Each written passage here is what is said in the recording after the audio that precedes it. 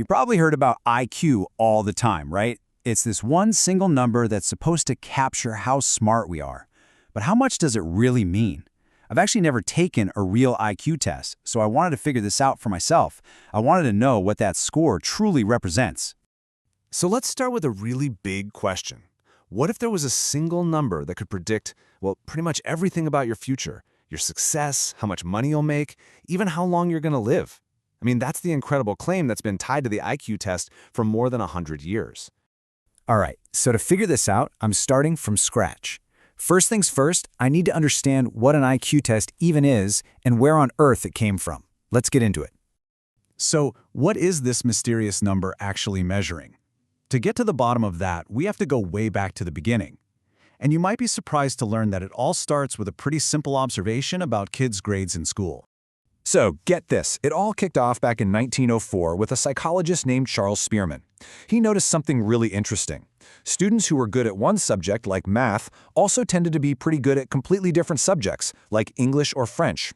He figured there must be some kind of underlying general intelligence. He called it the G factor, that helps you out no matter what you're doing. And this idea didn't just stay a theory for long. As you can see, just a year later in France, a test was created with a really noble goal: to find students who were struggling and needed a bit of extra help. It wasn't about ranking them. But then, in 1916, that test was brought over to the US, and, well, its purpose started to change. It became the standardized Stanford-Binet IQ test we know today. So how do modern tests actually try to find this G thing?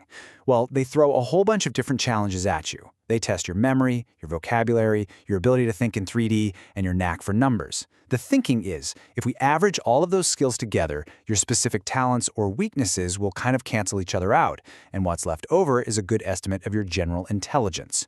And here's the thing, the score you get isn't just how many you got right. It's all standardized. The average score is set to exactly 100. And as you can see from this famous bell curve, most of us, about 68% of people, fall somewhere in that middle range between 85 and 115. Only a tiny fraction, about 2%, score above 130. Okay, so what do these questions actually look like? Well, you're almost guaranteed to get a vocabulary section. For instance, what is the opposite of perspicacious? Go on, have a think. Did you get it?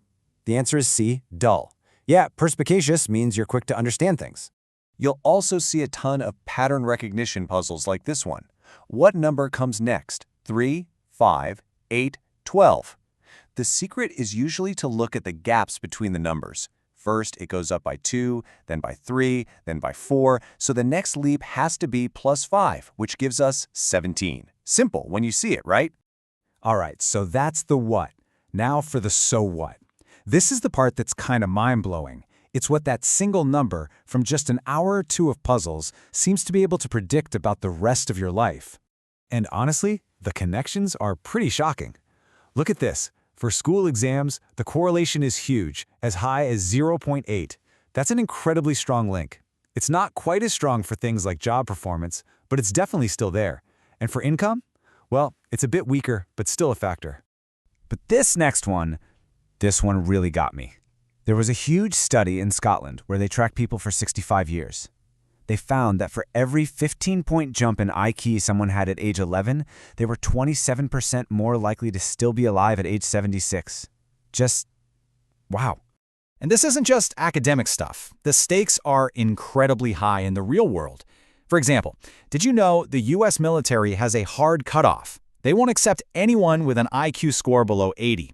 They actually tried getting rid of that rule once during the Vietnam War, but they found those recruits were 3 times more likely to die in combat. So yeah, they brought the rule right back. Okay, so if this number is such a powerful predictor, why isn't it everywhere? Why aren't we all getting tested? Well, this is where the story gets really complicated, and frankly, pretty dark. The test has a very troubling past and some pretty serious scientific flaws. See, when the IQ test came to America, it was twisted into something else entirely. It became a weapon for the eugenics movement, used to argue that intelligence was fixed at birth.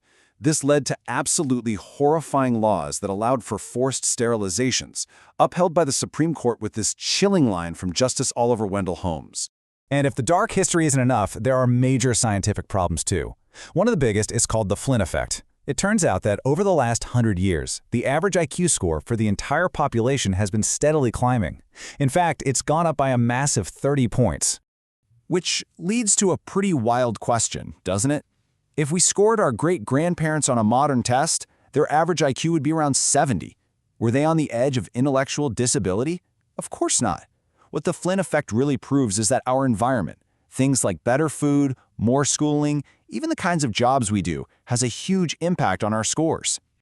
So what this all boils down to is that an IQ score is not some pure, clean measure of raw intelligence. Not even close. It's a messy mix of all sorts of things. Your genes and your environment are about a 50-50 split. But things like how motivated you are, just being paid to take the test can boost your score by 20 points, or getting coaching, or cultural biases in the questions, or just being nervous. All of it affects that final number. Okay, so we've seen the good, the bad, and the very ugly. So where does that leave us? After everything, what are these tests actually good for today? Well, for starters, scientists have pretty much moved on from this idea of a single G factor. We now know that intelligence is much more complex.